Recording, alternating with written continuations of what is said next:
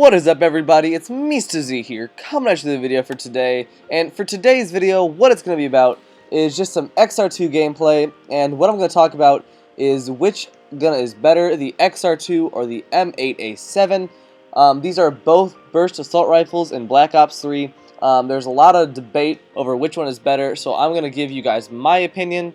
Now, keep in mind, none of the stuff is actual statistics. It's just my opinion on which one performs better and feels better and which one I prefer to use. So keep that in mind when you're watching this video. And yeah, let's go ahead and get started. So up on screen now, you can see the XR2 stats. As you can see, the damage is very high on this gun, and unlike the M8A7, this is a 3-round burst gun, and it has the feature where if you hold down the trigger, that will continuously burst. That personally helps me with burst guns. I really like the feature that they added. That's why I like the Pharaoh so much. If you hold down the trigger, it'll burst for you. That helps a lot with fire rate. That way you don't have to worry about your own trigger finger, and you can focus on where you aim, or if you jump shot or drop shot, you can do one of those without having to worry about how many times you tap the trigger. Now, you guys might complain that this tapping the trigger doesn't really affect you, but really every little bit does count in Call of Duty. If you're focusing on tapping that trigger, trying to get your shots on target, it is much harder to like drop shot or jump shot from my personal experience. So if you're just able to hold down that trigger and move around, it is much more effective. As for the damage, I gotta give it to the XR2. The only reason for this is because I find myself getting a lot more one bursts with the XR2 than I do the M8A7. The only downside to the XR2 that I personally found was the fire rate. It is a little slow, but I don't mind it all that much. I know a lot of people do not like the iron sights on the XR2, but if it really bothers you that much, I'd get a red dot. Personally, I find them to be very close to the M8A7. But I mean, that might just be me. If they really affect you, I put on a red dot because this gun is very good. Moving right along onto the M8A7, as you guys can see, this gun has a lot more range as well as accuracy compared to the XR2.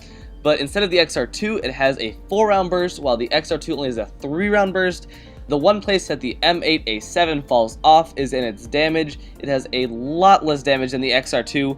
That leads to a lot less one bursts. I usually have to give at least 2 bursts per person. After the nerf of the M8A7, I do not find myself getting as many one bursts. Unlike the XR2 though, it does not have the feature where if you hold down the trigger, it will automatically fire for you. You do have to tap the trigger just like you would in any classic Call of Duty game. This can of course lead to things such as not being able to get the full fire rate out of your gun, and like I was saying before, if you're focusing so much on tapping that trigger, or if you're not very good at tapping the trigger fast enough, this can lead to many problems such as not being able to move around or jump shot, drop shot, etc. And I figured that the XR2's method of burst firing, being able to hold down that trigger and all that, is a much better method, and I would like to see it on the M8A7 as well, though sadly it does not have that feature, meaning that the XR2 kind of has the advantage here.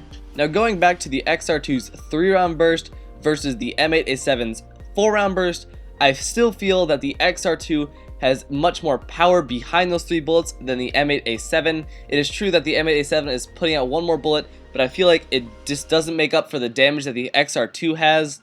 As for the final comparison between the two, I see that the fire rate on the M8A7 is a bit higher than the XR2's. That leads me to believe that when I'm using the M8A7, I probably spam it a little bit more because of the high fire rate.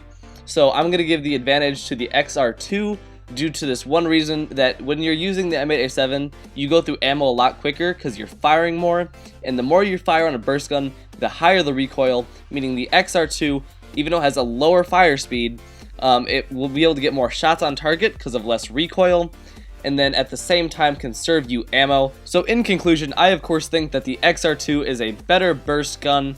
Now, this is of course my own opinion, so if you guys have a different one, go ahead and tell me what you think in the comments down below. But right now, I really just want to take the time to thank you guys for getting me to 250 subscribers. This is crazy, guys. We are a quarter of a way to 1,000 subscribers. I really want to get to 1,000 by the end of this year. I know that's kind of a huge jump, but when summer comes, I'll definitely be working hard on YouTube, bringing videos out for you guys.